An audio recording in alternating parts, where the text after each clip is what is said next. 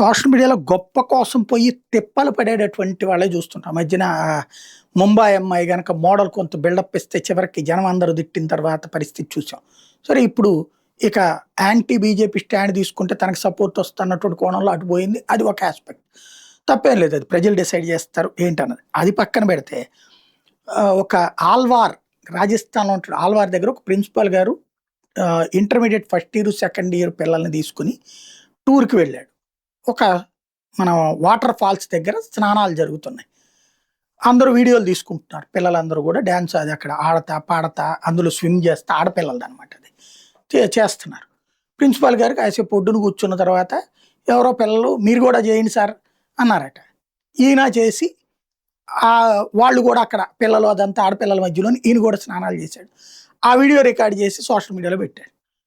ఆడపిల్లలతో నువ్వు స్విమ్మింగ్ చేస్తావా అంటూ పెద్ద ఎత్తున ట్రోల్ చేశారు జనం. దాంతో రాజస్థాన్ ప్రభుత్వం దృష్టికి వెళ్ళింది.